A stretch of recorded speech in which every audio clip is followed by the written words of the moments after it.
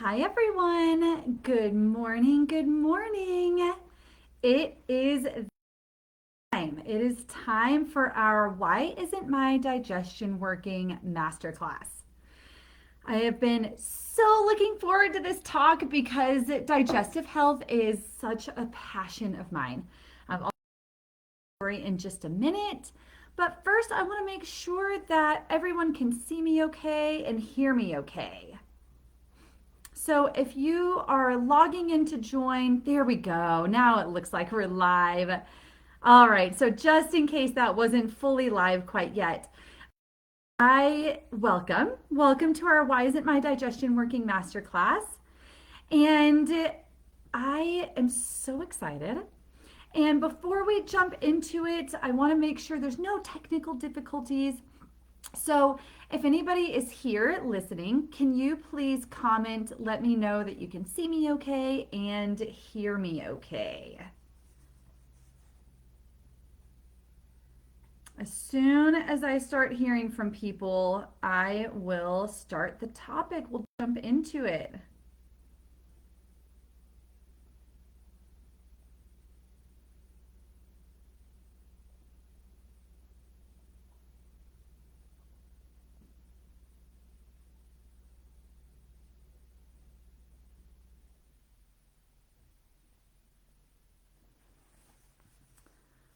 All right.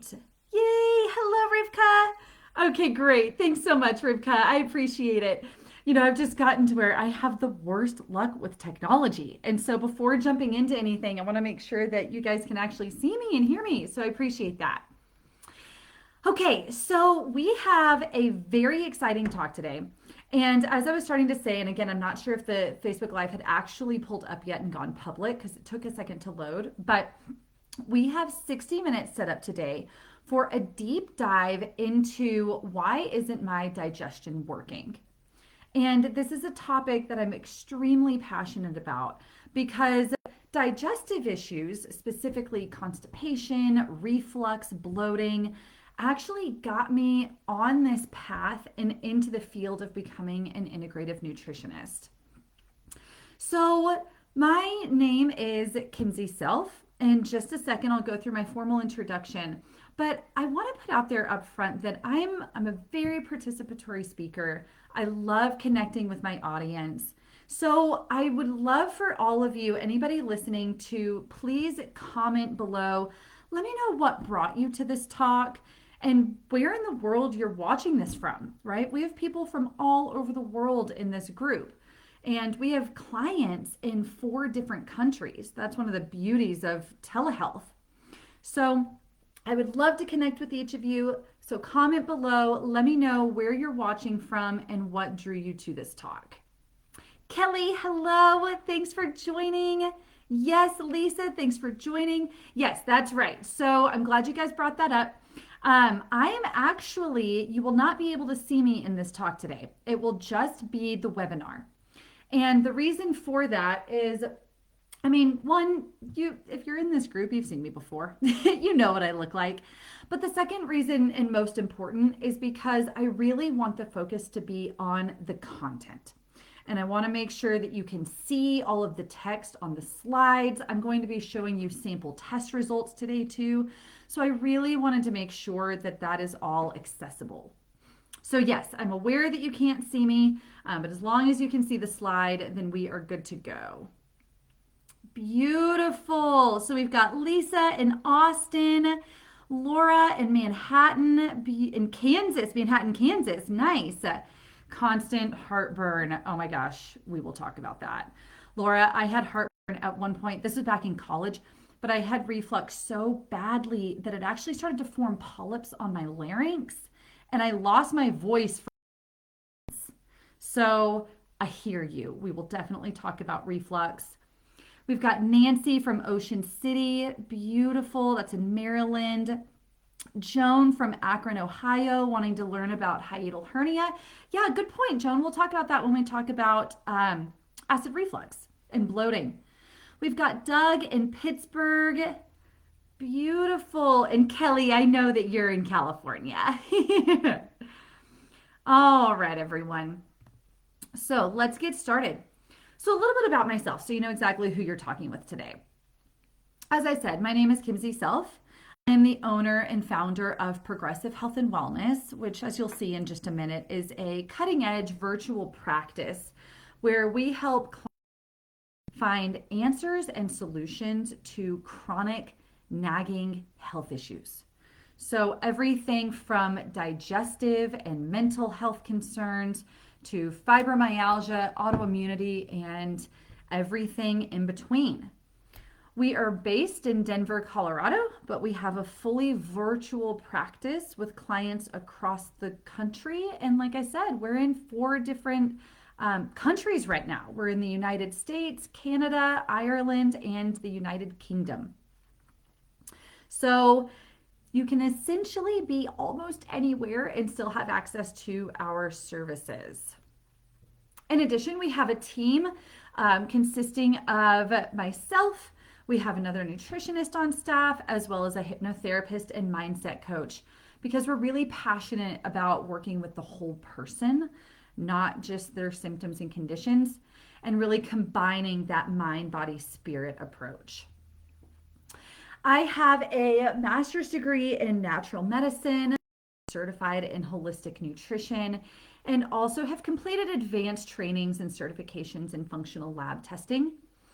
And then lastly, our mission is to help make integrative health and nutrition increase the awareness and accessibility to integrative health and nutrition. So I'm very passionate about getting in front of people like today and spreading the word, telling people, really empowering them to settle with their health. They don't have to settle with their health care, right? They don't have to settle with just being prescribed medications and the buck stops there, right? Or feeling tired or feeling in pain or feeling anxious or not sleeping or not pooping or pooping too much, right? You don't have to settle with that. There is a better way. So to honor that, I have engaged in a variety of different media opportunities. I've been on Denver's Channel 9 News a couple times. I've been featured in Entrepreneur Magazine's website. I've been a public speaker for organizations such as the Zillow Group, the United States court system, a sorority at Colorado University, and more. I would also, as we start to jump into this topic now, I would also like to invite everyone to ask questions throughout. I will be keeping an eye on the comments of this. I will be keeping an eye on the comments. I'll try my best to answer the questions throughout the talk, especially as they're in their relevance. And then also, we'll make sure to save at least 10 minutes or so. We'll start to wrap up around 11:50 to make sure that there's time for Q&A at the end of the talk as well. So today's topic is all about digestive health and the digestive tract. But, and when I talk about digestive symptoms, there's really a plethora. So digestive symptoms include anything that affects the entirety of the digestive tract, right? So acid reflux, distension, bloating where you feel pregnant, nausea, cramping, diarrhea or constipation or mixed, abdominal pain, gas and flatulence. And then also, as you'll see, many people also that are experiencing digestive symptoms also experience other more systemic symptoms like fatigue, mood issues like anxiety and depression, weight loss resistance. And so that's the other point of this talk is you don't have to be suffering from just digestive symptoms for this information to be extremely relevant for you. Not to mention, some of your digestive symptoms may be linked to more broad health conditions. So, conditions that have been linked in research to the digestive tract, and this is just a fraction, autoimmune conditions. I've given other live talks where I assert that some research suggests that there actually has to be a compromised intestinal barrier, which we'll talk more about in today's talk, compromised intestinal barrier, compromised microbiome in order to develop an autoimmune condition. Pretty interesting research there. Fibromyalgia, mental health conditions, there's a really strong connection between the gut microbiome and the enteric nervous system and the brain, metabolic health, allergies, eczema, infertility, and so much more. As you can see here, this was a quote from the European Journal of Clinical Nutrition just last year, asserting that differences in the gut microbiome composition and function have been associated with a variety of chronic diseases, ranging from gastrointestinal, inflammatory, and metabolic conditions to neurological, cardiovascular, and respiratory illness.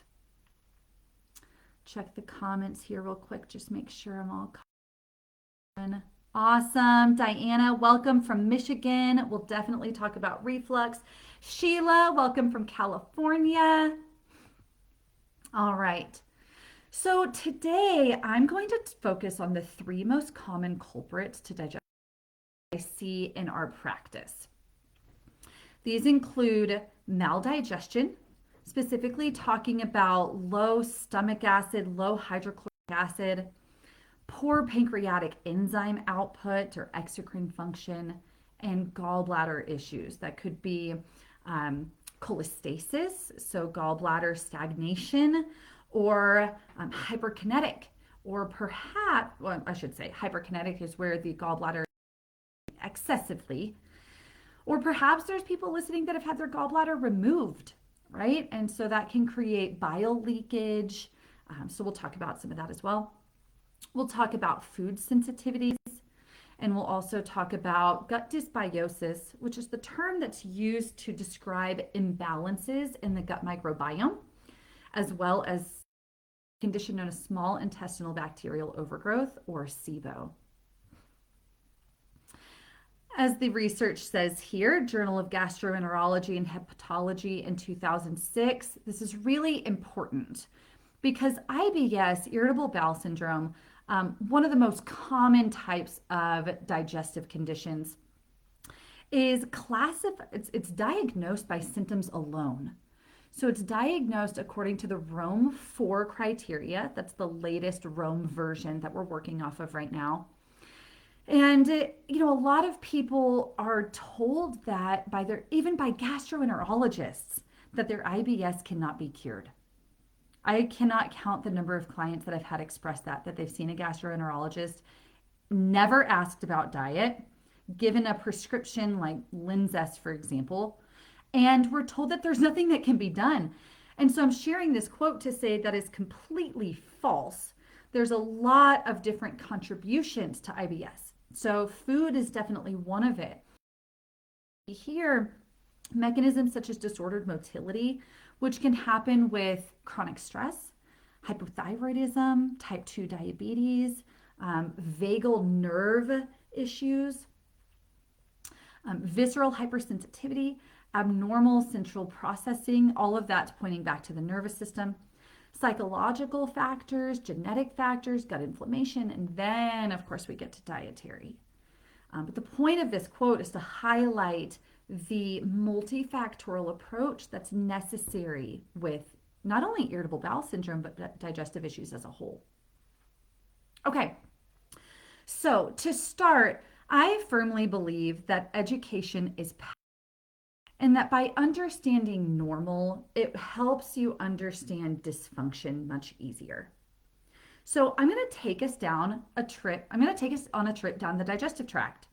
Start off broadly and then get into the details. So most people, when they think of the digestive tract, they're thinking about digestion and absorption, right? We eat food, our stomach and small intestines break down that food. We then absorb the nutrients, both macro and micronutrients from the small intestines, and then any waste products are eliminated via stool. And yes, that is absolutely true. However, in the last, I'll say maybe 30 to 50 years, but especially in the last decade, there's been an explosion of research focusing on the importance of the integrity of the intestinal lining, which is really kind of part more of the immune system. The focus on the immune system in the gut. So the fact that the At 70 to 80% of the immune system lining, as well as the microbiome, which refers to the trillions of bacteria that influence everything from digestion and absorption to inflammation to mood to metabolisms, hormones, and more. So, to take you down a trip, when we eat food, right? In fact, let's make this fun. Who wants to digestion begins? Comment below. Who wants to guess where digestion begins?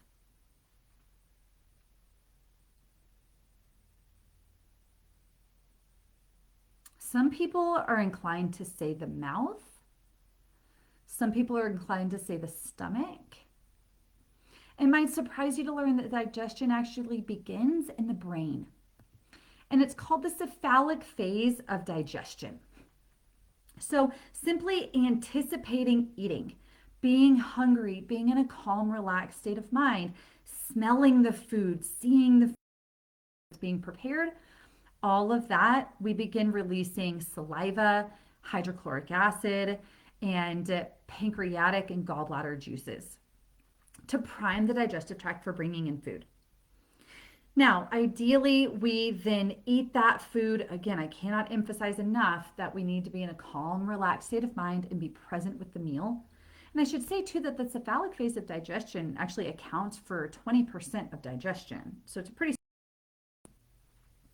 So when we eat food, we bring it into the mouth, right? We chew it, ideally until it's liquefied. Swallow, ideally it hits a vat of acid in the stomach, which initiates the chemical and mechanical digestion of food. Acid in the stomach is particularly important for protein digestion.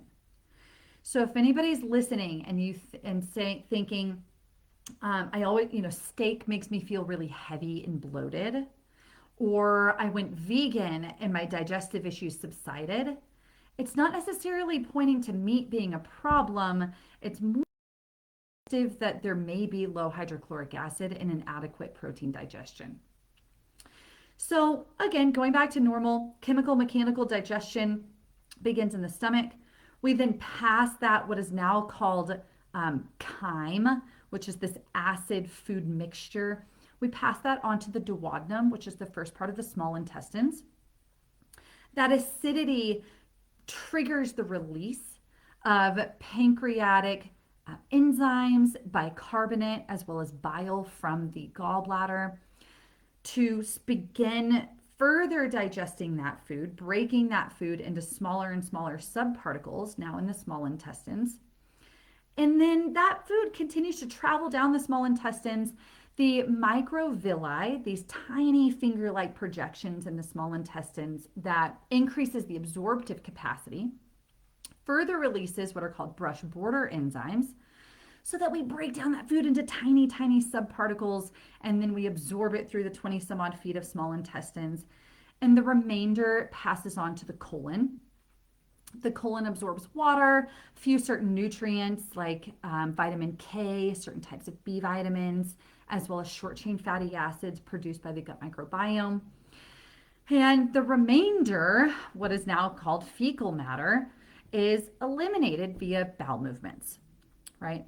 Which, by the way, ideally we should be having 2 to 3 bowel movements per day. That was actually a statistic that came out in the Journal of Gastroenterology, I think around like 7 years ago or so. So anybody listening, if you have 1 bowel movement a day, that's technically considered constipation.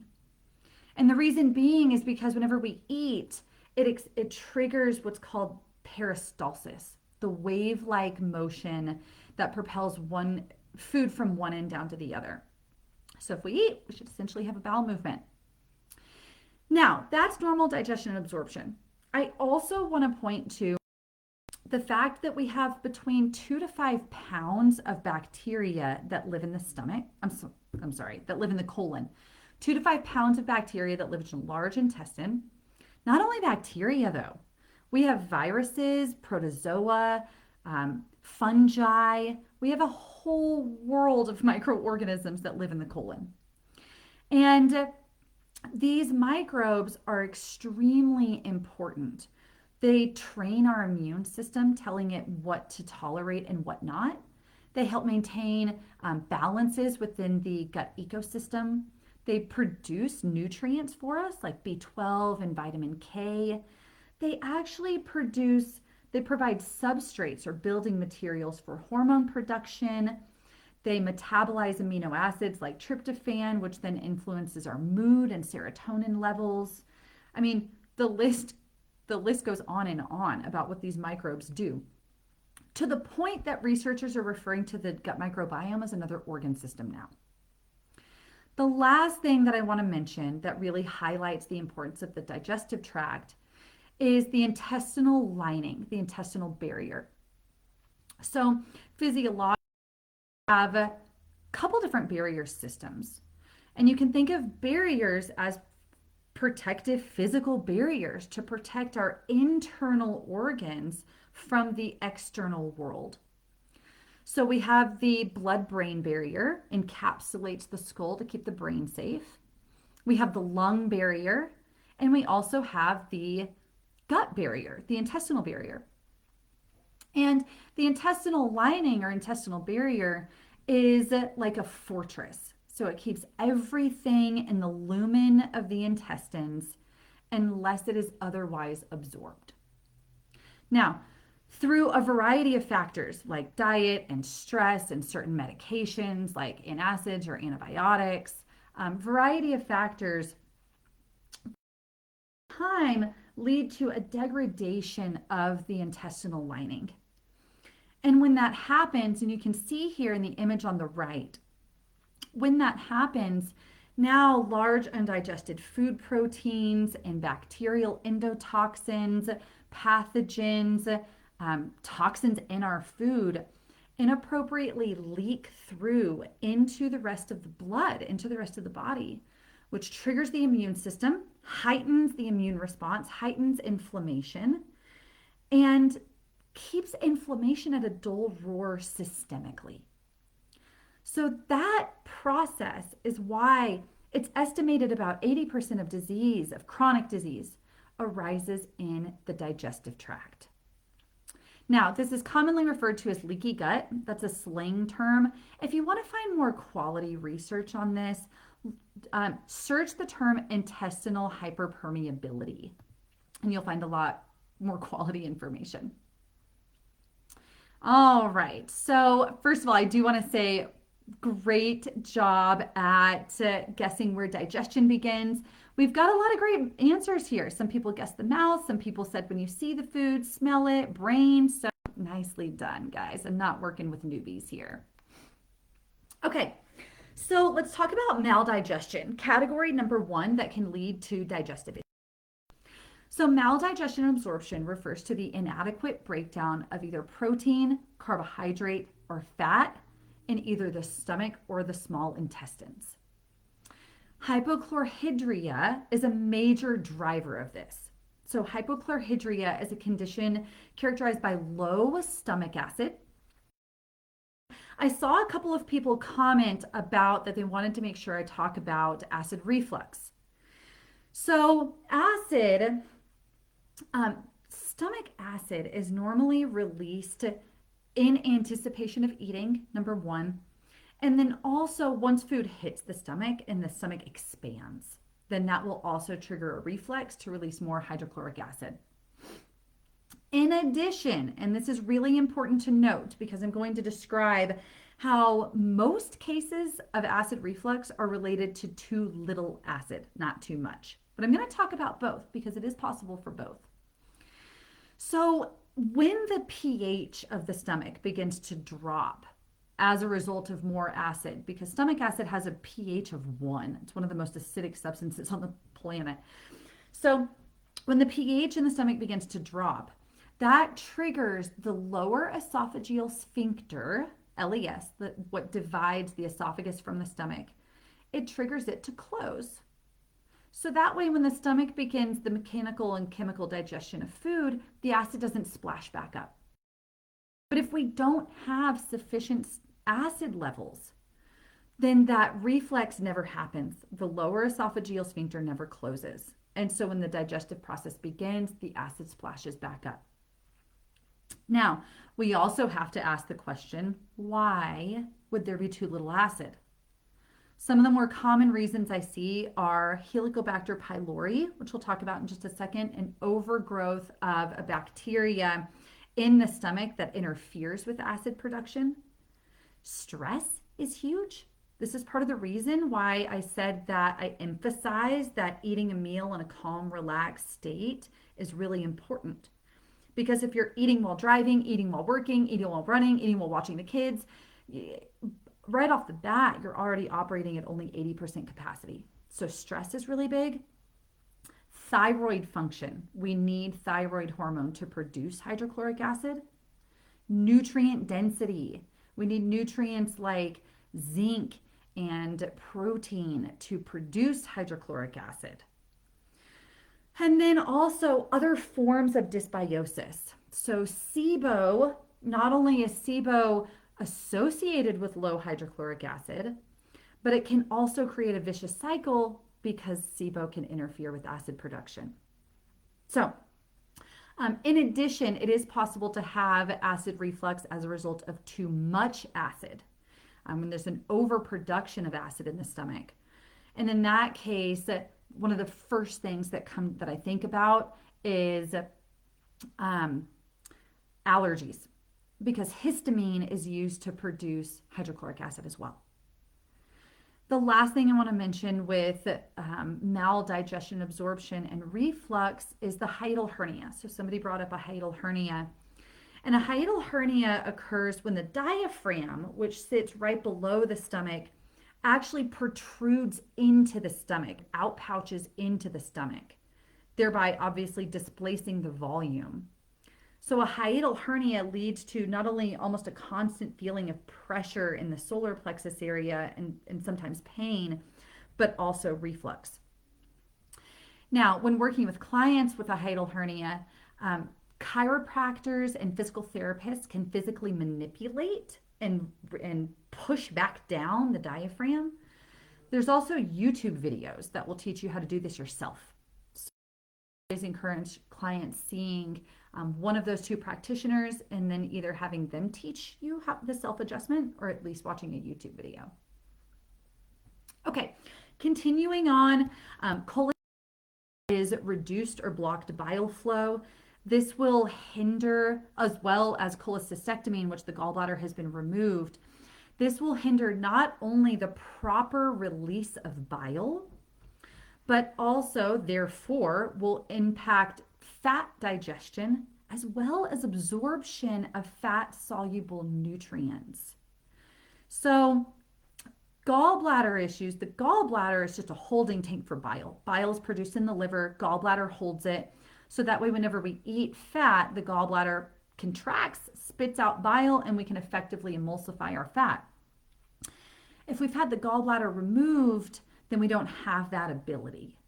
And so there can be a problem with bile leakage, where it's just constantly leaking out into the small intestines.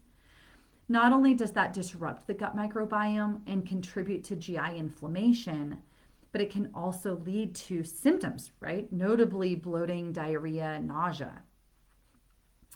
Cholecystasis, reduced or blocked bile flow. So this we'll see where the gallbladder is releasing inadequate amounts of bile, and again is associated with not only digestive symptoms, but sometimes itching, like itching all over, this feeling like the whole body itches, redness, nausea. But we'll also see in both of these scenarios factors like very dry skin, thinning hair, very dry hair, anxiety, heart palpitations, complications of not having enough fat absorbed, deficiencies in fat-soluble nutrients, and deficiencies as well. We then see pancreatic insufficiency, where the pancreas is reducing suboptimal levels of digestive enzymes, which then, when our food isn't adequately digested, Bacteria love maldigested food. So that bacteria in the small intestines will start to feed on the food that we eat, which I'll explain more about when we start talking about SIBO. And then celiac disease, which is an autoimmune condition that attacks the microvilli, the absorption sites in the small intestines. So, by definition, celiac disease leads to maldigestion and absorption, though we can begin to reverse that. And anybody listening that has celiac disease, if removing gluten from the diet did not fix the symptoms, then all of what we're going to talk about today is very important to understand. And then also carbohydrate malabsorption, like lactose, fructose, or sorbitol. This is a pretty big driver and underappreciated contributor to digestive symptoms, particularly diarrhea and bloating. So I am a huge proponent of functional lab testing because, especially when talking about digestive symptoms, symptoms can only take us so far, right? There can be bloating and IBS, diarrhea, constipation, or mixed. It could be food sensitivities. It could be H. pylori. It could be gallbladder issues. It could be pancreatic issues. So testing, as the old adage goes, don't just guess, test. Let's get to the answers ASAP so that we can start applying effective solutions. So on the right are some screenshots of actual client results. You can see the first sample here, the first marker here is H. pylori. And H. pylori is to be considered an infection. More research now is pointing to H. pylori being commensal, which means that I've seen estimates as high as 95% of the population has H. pylori, but it's in low levels. And that's what commensal means, is it's a normal bacteria to have, problematic when it overgrows. So when H. pylori overgrows, its goal is to turn the stomach into an environment that's hospitable for itself. So it does that with our production of hydrochloric acid, and it can also actually interfere with our healing and repair mechanisms in the stomach, leading to not only hypochlorhydria, but in some cases gastritis, stomach ulcers, stomach cancer. So if H. pylori is present, that is something that we address right off the bat because we need hydrochloric acid in order to effectively support pretty much anything else, right? Digestion and absorption, microbial balance further down the digestive. Next, the second section that you'll see is intestinal health. Highlighted specifically is steatocrit. So this is a marker of fat in the stool. I look for this not only in people that have their gallbladder removed, but SIBO can actually interfere with, so the bacteria associated with SIBO will eat bile salts, leading to fat maldigestion. In addition, I will also see higher steatocrit with celiac disease. Celiac disease can lead to fat malabsorption.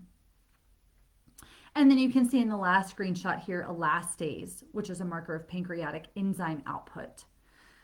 Lab testing, the research shows anything less than 200, but really optimal is closer to 500. So in this case, low pancreatic enzymes could be contributing to the person's digestive symptoms. So with maldigestion and absorption, this is characterized by protein. What happens, I should say, is the protein can be putrefied. Carbohydrates are fermented by gut microbes. And when that occurs, this creates toxic metabolites like hydrogen sulfide, ammonia, TMAO, P-cresol, that not only produce symptoms and further contributes to microbial overgrowths and imbalances, has a systemic effect. So these byproducts can cross the gut lining and are associated with, inflammation, brain fog, mental health issues, autoimmunity, and more. And then these metabolites also begin to degrade the intestinal lining, contribute to GI inflammation, and of course contribute to nutrient deficiencies. So, one of the first things that we work on when working with a client, like in the first 30 days, is starting to implement digestive support. We'll use pancreatic enzymes, sometimes supplemental hydrochloric acid, digestive bitters, sometimes ox bile. When looking at gut dysbiosis and malabsorption, use SIBO to bridge this gap. And let me check real quick. Okay, we have a question. Emily, hello. How to test for low stomach acid. So, there's actually a home test that you can do. It is what you do, and I'm trying to remember the specifics now, but I think you take a teaspoon of baking soda, mix that in 8 ounces of water, drink it, and then set a timer for 5 minutes. If there's belching before the 5 minutes is up, that can indicate low stomach acid. If there's no belching within that 5 minutes, it may not be low stomach acid. So some practitioners will use the hydrochloric acid challenge, where you actually supplement with hydrochloric acid and see if you feel a warming sensation in the stomach. I don't do that quite as much, primarily because, if there's gastritis or if the person has stomach ulcers, then it can be very painful. And obviously, hydrochloric acid supplementation is contraindicated. So I personally don't go that route, but that's another way that it can be tested. Keep those questions coming, by the way, guys. Let's keep this conversational. I love it. Okay, so SIBO, small intestinal bacterial overgrowth, is characterized by an overgrowth of bacteria, and as you'll learn in just a second, a type of microbe called archaea in the small intestines. The image that you see here to the right is a sample test result of a client's of their SIBO test. And the blue line represents hydrogen levels. The black line represents methane, and I'll explain that in just a minute. So as you can see, that big classic arch or peak spike and the blue line would indicate SIBO, hydrogen dominance. So it's estimated about 30 to 50% of all irritable bowel syndrome sufferers have SIBO. So this is a big thing to either rule out or in early on if IBS, constipation, diarrhea, or mixed is part of your story. This is a consequence of maldigestion, as I just mentioned. So low stomach acid, people that have been chronically taking antacids are predisposed to develop SIBO because stomach acid helps maintain the bacterial balance in the small intestine. Altered motility, which as I said could be associated with stress or hypothyroidism or even type 2 diabetes, antibiotics and antacids, post-infectious IBS, or diets high in refined sugars and carbohydrates. There's 2 types of SIBO. There's hydrogen and methane dominance. So we all normally have a small amount of bacteria in the small intestines. That's normal. But through those processes I mentioned above, maldigestion, etc., it can contribute to an excess of bacteria in the small intestines. This happens is the bacteria from the large intestines inappropriately migrate to the small intestines.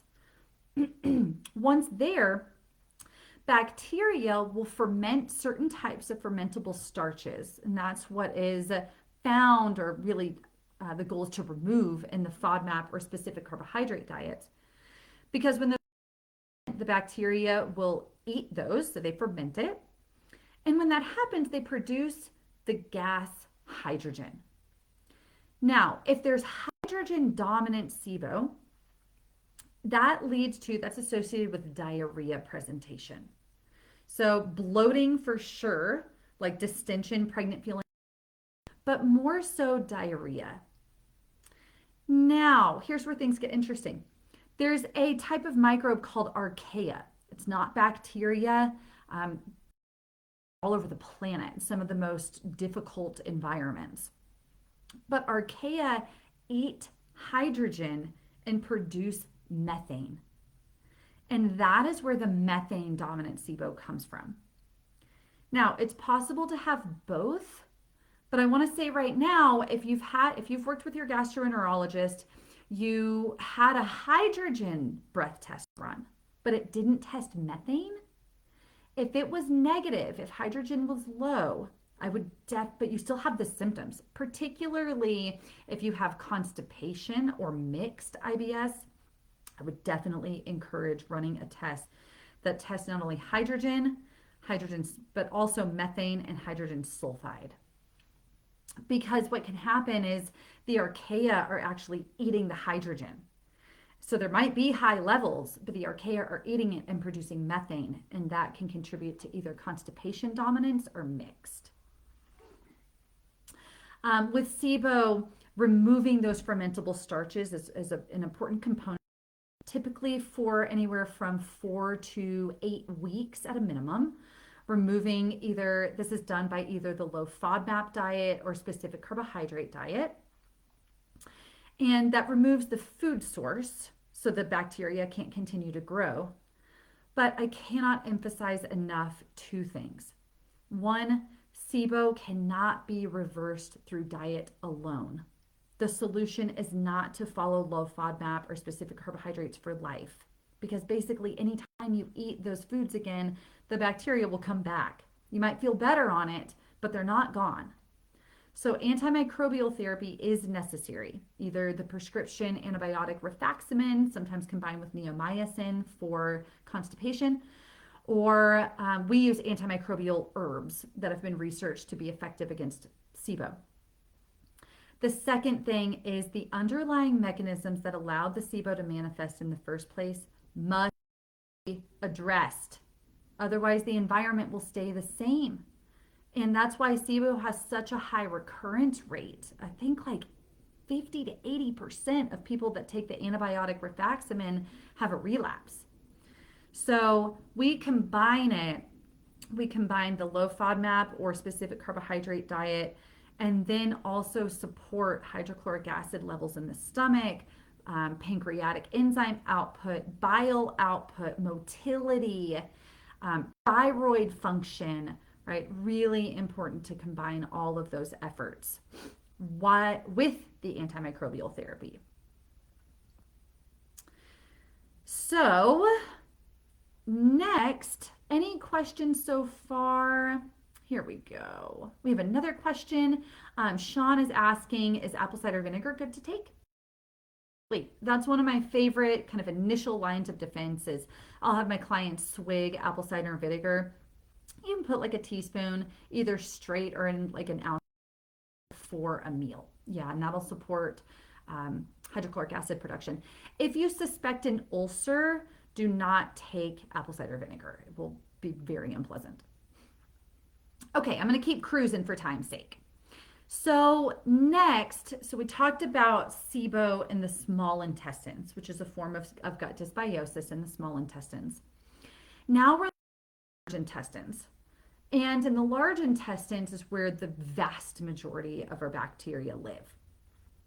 We have 2 to 5 pounds of bacteria literally in the large intestines, over 2,000 species of bacteria alone.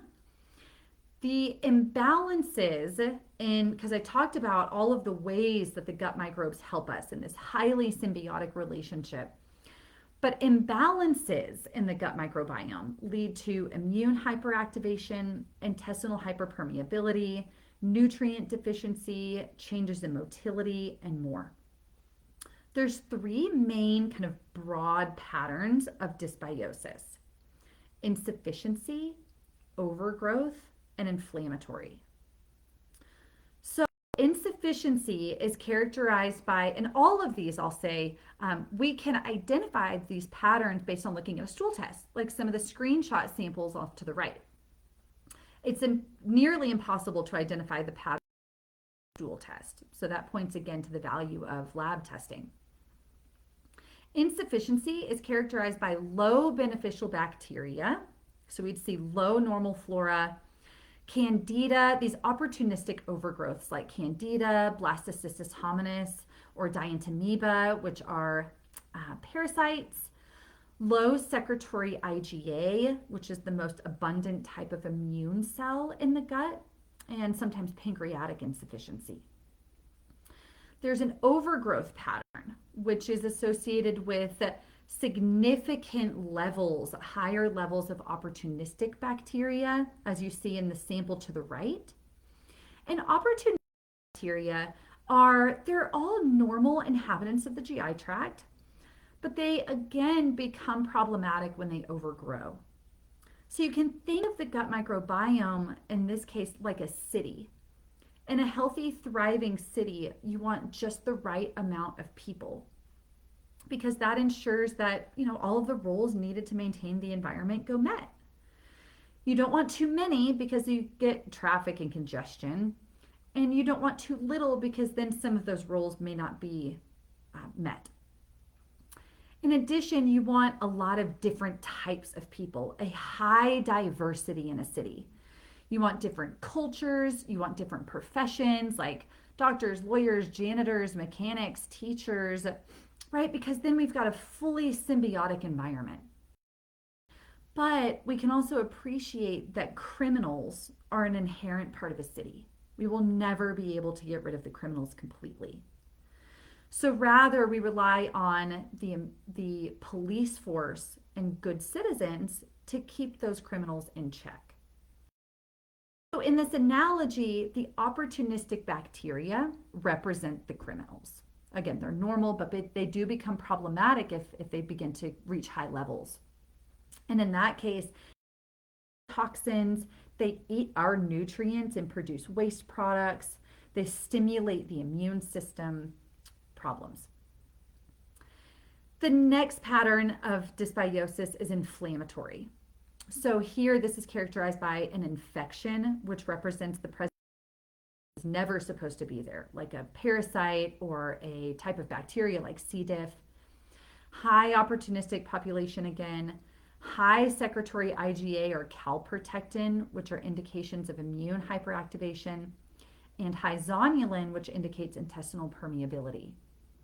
So all of these would involve different approaches, which is again why it's so valuable to cut to the chase and figure out what's going on with lab work.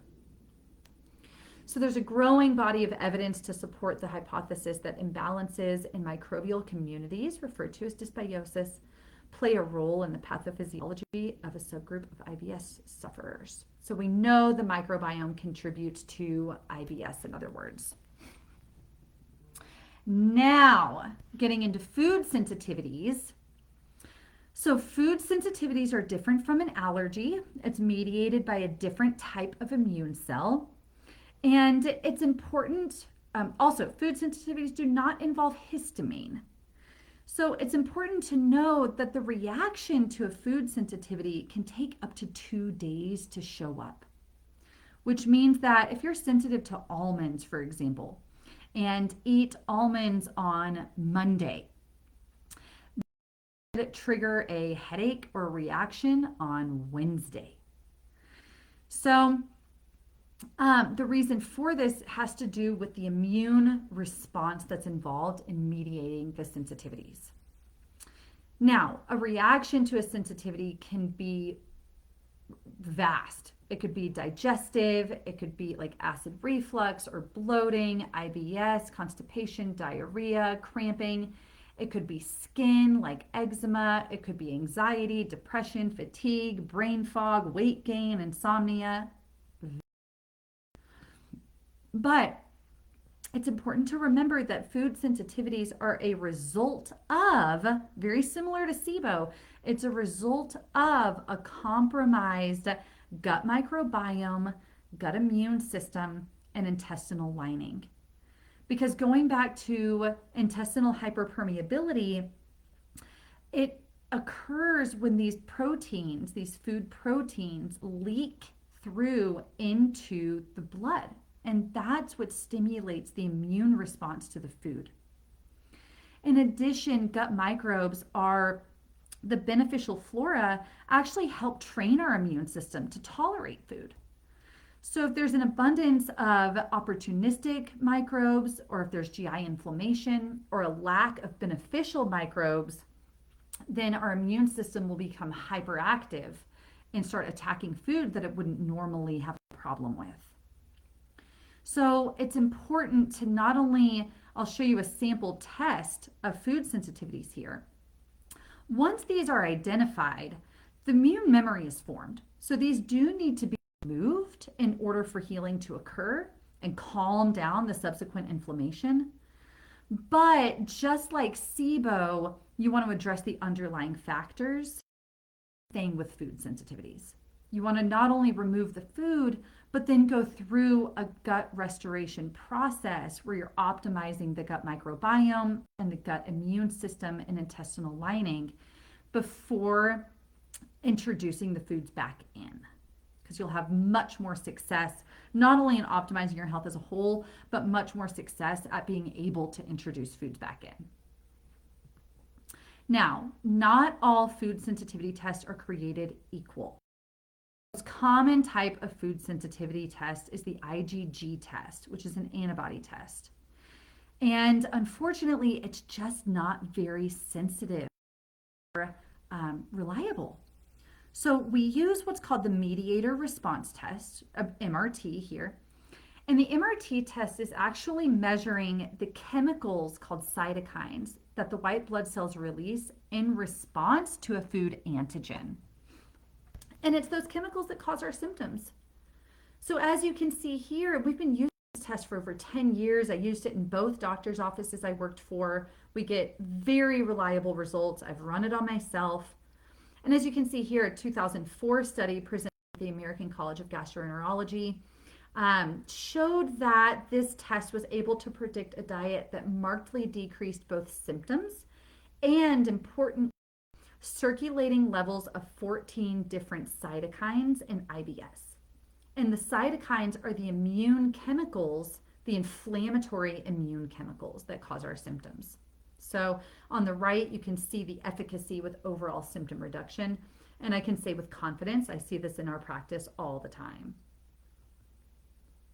So the perception of food hypersensitivity in IBS seems to be higher than in the general population, with 20 to 65% of IBS patients attributing their symptoms to food hypersensitivity.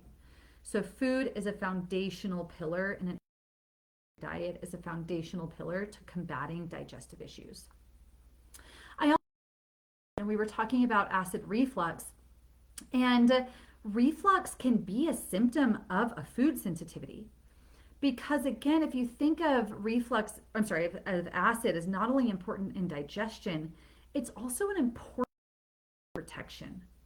Because if we eat a bad bug in our food, let's pray it's killed in a vat of acid before it's down to the rest of the digestive tract.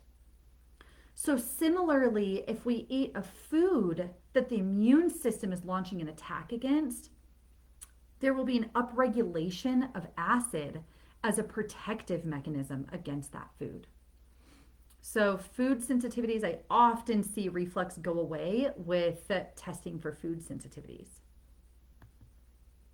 Okay, through the process that we take our clients through to optimize digestion.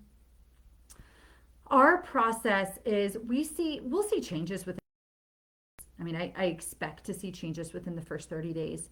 Our full gut-focused process takes the better part of 4 months. So the first 30 days, phase 1, if you will, we're working largely with food and nutrition. So anti-inflammatory diet will remove the top culprits like gluten, dairy, soy, corn, sugar, and processed foods, and ideally test the MRT food sensitivities. Next, we'll run that GI map stool test, and if SIBO is suspected, we'll run the breath test. And we'll begin implementing antimicrobial therapies if necessary, individualized probiotic recommendations, and digestive enzymes. Phase 2 is characterized by the remove and repair. So we're trying to remove any opportunistic microbes while repairing the gut microbe digestive capacity specifically. And then phase 3 is the replenish and restore, where the focus is to optimize. So repair the gut lining, repair the gut immune system with colostrum and immunoglobulins, and begin increasing the probiotic diversity. Now, to walk you through some of these steps more in depth, I'm going to talk about some changes that you can begin making right now to hopefully start feeling better. Okay, so let's see. Oh, questions here. Let me see. So somebody's saying they have gastritis and can't tolerate HCl or apple cider vinegar right now. Yes, I agree. Question, I'm on Pepcid and have improved in. Yeah, Nancy, that would make me suspicious of excess acid. Yeah, definitely. And as I mentioned before with apple cider vinegar, to not, if gastritis or ulcers are present, to not use that, echoing those sentiments. And yes, if you're feeling better on the Pepcid, that would indicate excess acid or suggest it. And that's where I would start. Things that come to mind is not only allergies or sensitivities, but more importantly, histamine problems in general. So there can be histamine intolerance or conditions like mast cell activation or mold toxicity, for example, that lead to an excess of histamine. All right, we then have a question, Nancy, the baking soda test. Oh, did I mix that up? I might have mixed that up on accident. So let me correct that. When somebody asked about the test for low hydrochloric acid, I had said that you mix baking soda and water, drink it, set a timer for 5 minutes. And if you don't, if you do burp did I misspeak? Because I was saying if you do burp in the 5 minutes, that would,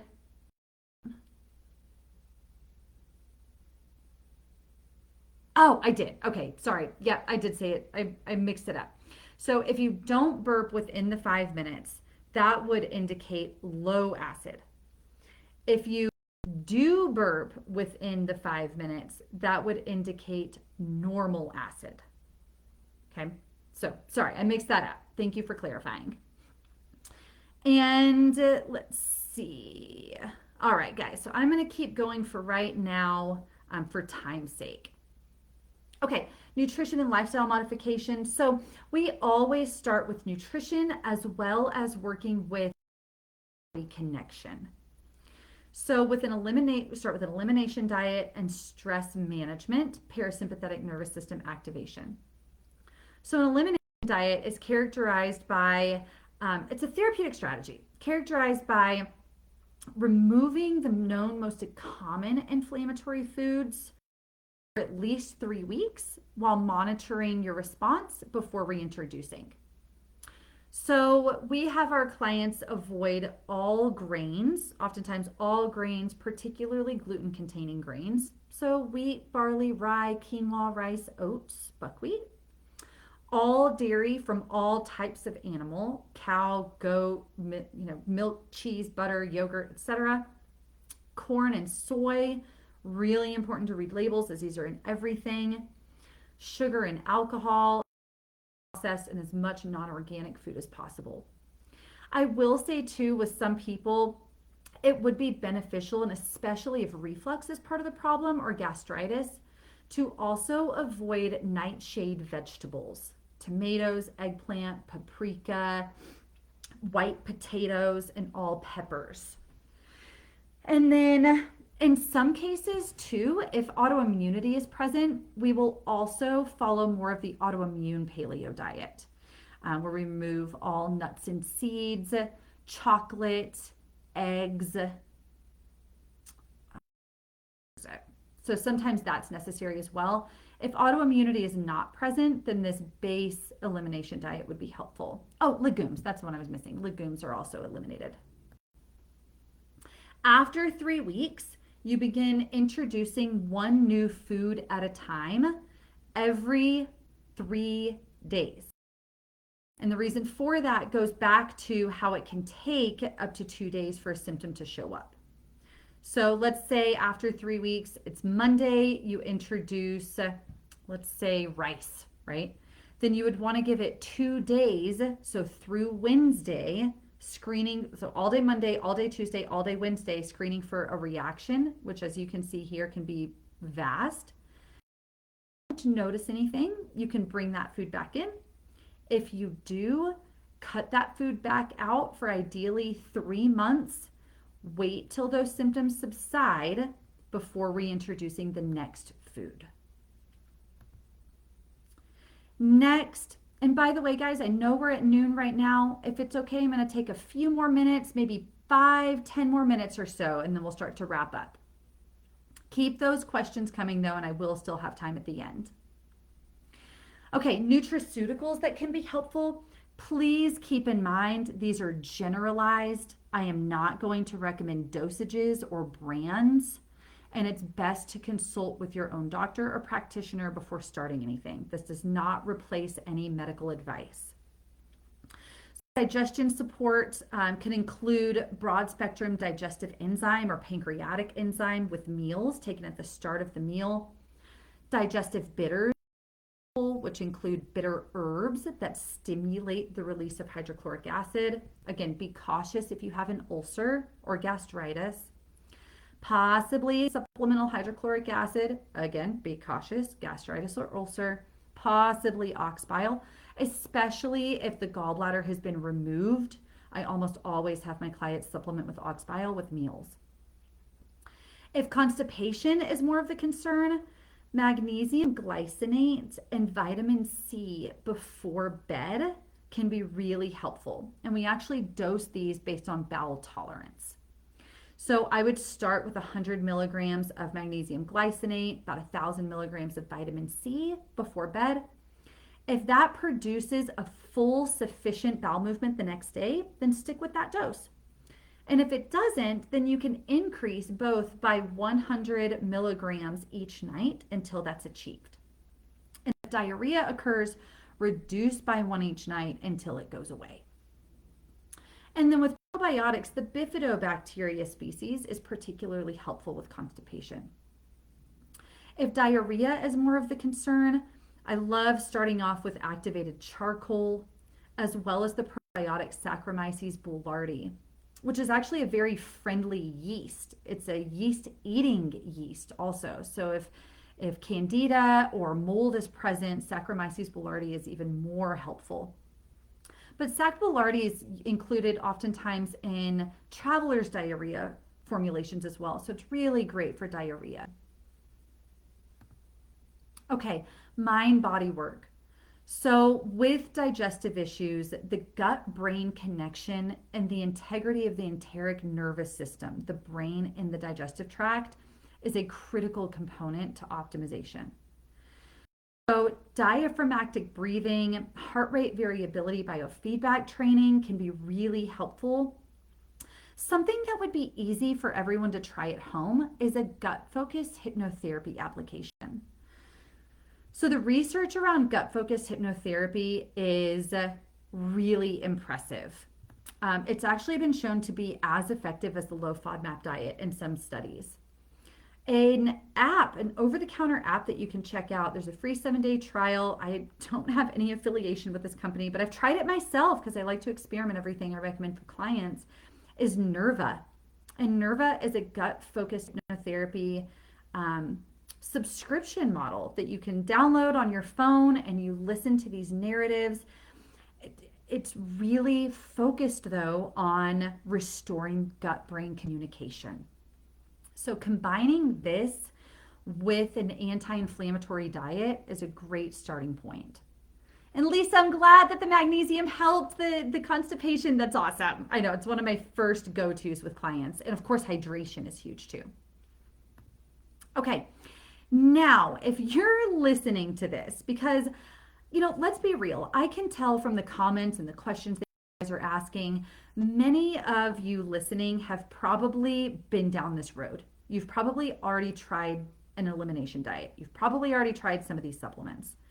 So if you're listening and that's the boat that you're in, then it might be worth considering taking a step further. And the best way to do that is through lab testing to identify your bio-individual needs.